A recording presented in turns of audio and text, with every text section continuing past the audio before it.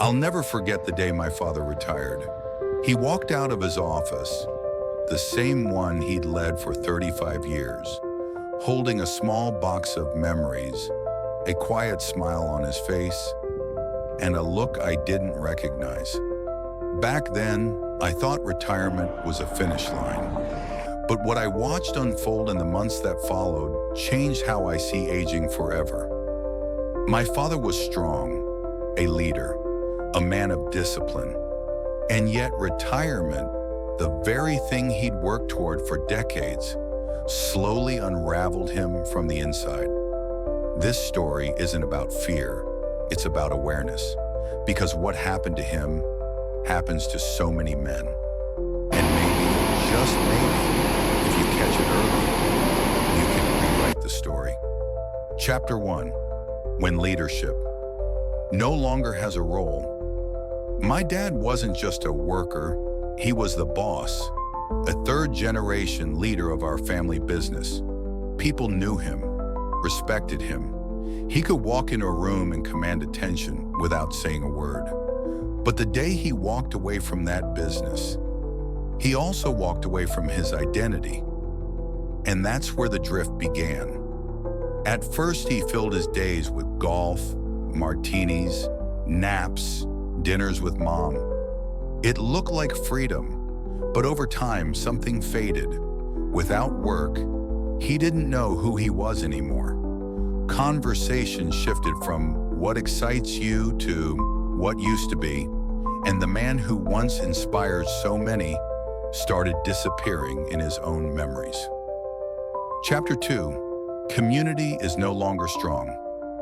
Another quiet thief in retirement is isolation.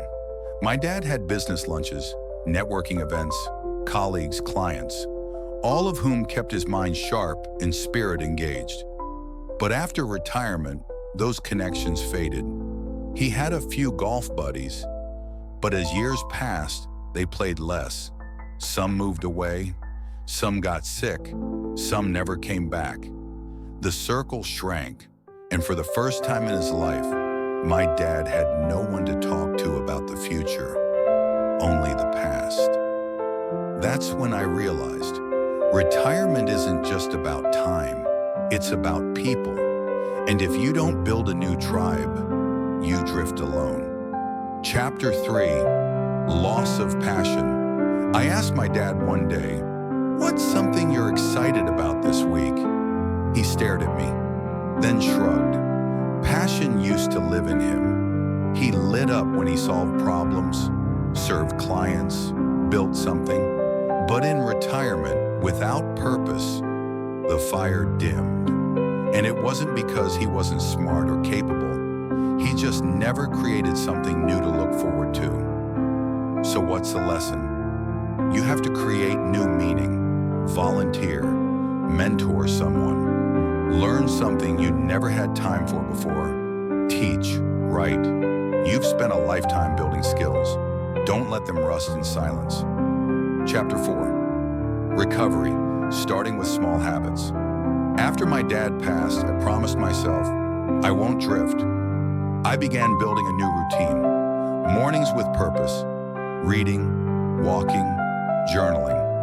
A fitness habit, not to impress anyone, but to stay mobile, alive.